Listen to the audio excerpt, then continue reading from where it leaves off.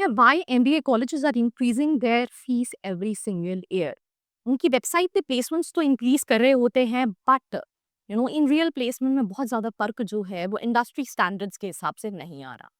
Because as per regulation, as per governing body, nobody is there to stop them to increase this much of fee structure. Whether you look at IIM Ahmedabad to colleges like which comes under private colleges category, जहाँ पे fees as high as 30 lakh rupees है, जहाँ बच्चा abroad में जाके 1 साल का MBA करके आ सकता है इस फीस में रहना प्लस खाना।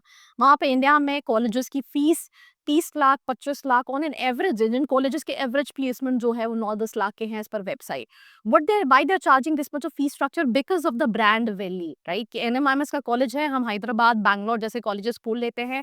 सिम्बियोसिस का कॉलेज है, हम बहुत सारे कॉलेजेस सिम्बियोसिस के नाम पे खोल लेते हैं। प्लेसमेंट भले सेम ना हो, बट दे आर चार्जिंग है नंबर ऑफ फीस, जो कि हर साल तेजी से इंक्रीज कर रही है।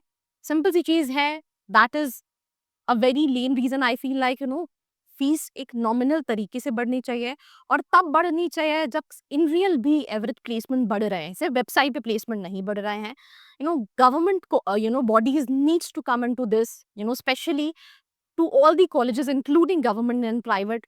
ऐसी रूल्स एंड रेगुलेशन बनाने पड़ेंगे जहाँ पे वो फीस स्ट्रक्चर्स को कहीं ना कहीं कंट्रोल कर सके, otherwise it becomes unbearable. Students हो सकता है कुछ टाइम के बाद MBA की तरफ जाना भी बंद कर दे, जहाँ पे हम इतना सारा पैसा लगा रहे हैं और ROI जो है वो नहीं कैपिटलाइज हो पा रहा, क्योंकि जिस तेजी से आप फीस बढ़ा रहे हो उस तेजी से आप प्लेसमेंट बढ़ा नहीं पा रहे हो, क्योंकि इंडस्ट्री की हालत जो है वो कहीं ना कहीं सेम की सेम है। What do you feel? Let me know in the comment section below. बाकी ऐसी वीडियोस के लिए फॉलो फॉर मोर।